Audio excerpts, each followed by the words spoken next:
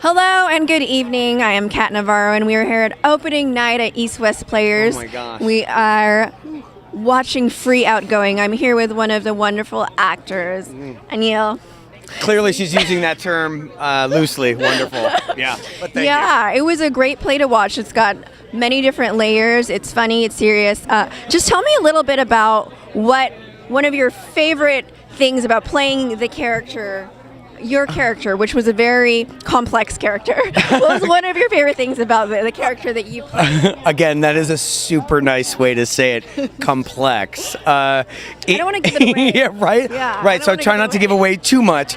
But my character has a lot of questionable motives, and I think one of the things that I loved most about it, that it was so challenging, is that it was something that I believe is pretty far from me, my own personal self. So it was a real journey to try and find that thing in me, that matches with the character, because that's kind of what we sort of do is we in the process of creating a character, we try and find the things that are like most like about us. Like, how do I jive with this guy, and what is it, what are the things that we have in common, and then what are the things that are very different from us, and finding the things that without ruining too much, finding the things that were in common with me and this guy was a real kind of startling and scary. Honestly, 100% scary. Definitely, because the play deals with some serious issues. There's funny moments too, and then your character is definitely somebody that you kind of worry about, and you're not sure how you feel, but it really definitely drives the story in some way. Tell me, did you get any inspiration from certain actors about the essence of this kind of character? Well, because it's kind of, I'm not going to say creepy, but it's not the most angelic character. No, and angel is not a word I would use to describe pretty much anything I do at all as a human being, and that's some place where we do meet. None of us are angels. We are not angels, but I think that someone like, I keep thinking of like John Malkovich. Okay. Somebody like that, like somebody who doesn't really have to try and be creepy, but just kind of is. And so I like trying to do as little as possible to communicate that feeling.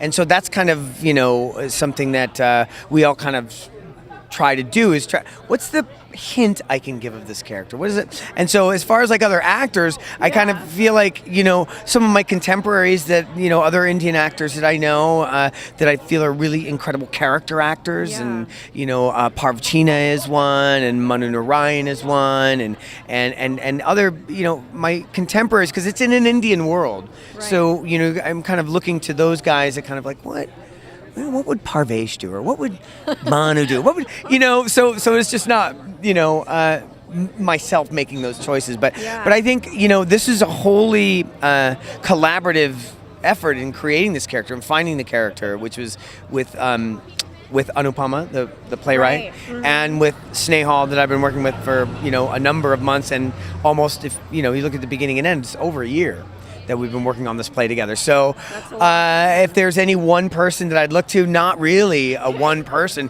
It's a lot of different sources of inspiration that you go to. Having this play be set in India, did you have to do a lot of research on your own? Did you already know a lot about Indian culture and the story, kind of the essence of where this takes place? Yeah.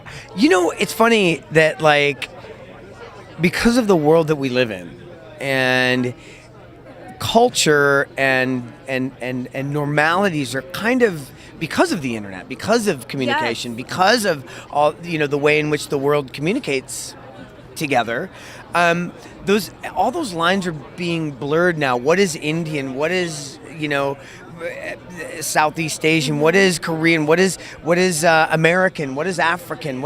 All those lines are being blurred because we're all feeding off of each other, right? And just because we just can click on the computer and look.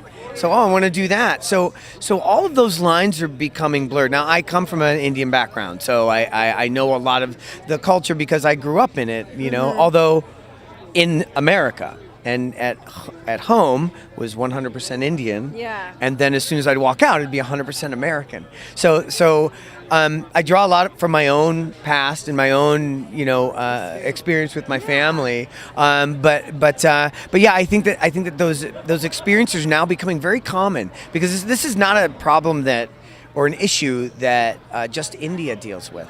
Right. We're all globally dealing with Definitely these the issues. Media and issues of race and gender Exactly. and stereotypes. Exactly. And I think that it's a global issue. And the more that we can find sameness in it, that we the closer we'll come together as a society and as a world. Was there any particular topic or theme in the play that you really resonated with? Like maybe you've had a video that's gone viral, or Oh God. Thankfully, no. I was sort of born in the time before cell phones, and none of that really was a part of my childhood. Yeah. But I have been, and if there were, trust me, I would not be here today. That is something that I would not be doing. What's your Instagram? Yeah, exactly. Instagram? Well, I'm at Monkey Man Kumar. That's pretty much across all social media. But as far as like, have I had any experiences like this before? Thank God that Instagram, Facebook, and all that stuff wasn't around when I was a kid, because I wouldn't have been able to deal with it. I would have done something just like this. No, I would have done something just like this, thinking it's a stupid prank, thinking that it's something that is innocent, Right. and I'm just having fun, and then suddenly it blows up in your face, and you're left with the repercussions of what happened. So I thank God that none of those things were around when I was a kid, because if they were, I'd be in a lot of trouble right now. You'd be in a lot of trouble. And maybe in jail. Shh, But thankfully, you're not. You're No. here. Yes.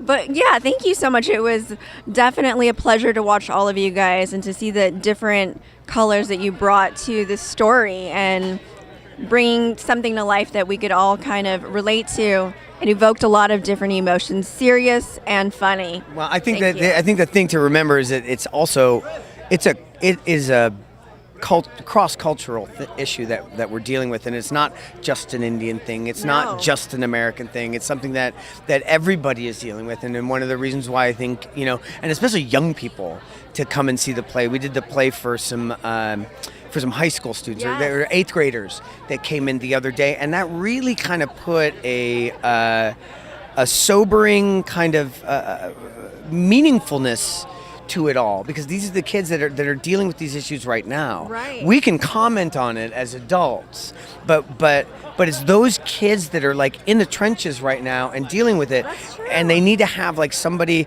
or some place to talk about it, and feel like they can. A lot of those kids know how to yeah. work those things better than any of the adults. Yeah, I need couple. Couple is over there. I need my 24-year-old friend over there to teach me how to work my phone. So, but anyhow, I think that one of the most important things about this play is that there are children out there that are dealing with these exact issues, and they need to have a place in which to talk about it. Yeah. So, and the theater, that's what the theater is for. Definitely. Yeah. Let's get Yeah. that. Yeah. Well, thank you so much. Thank you you. for giving us the inside scoop. Right on. Well, come back. Come see us.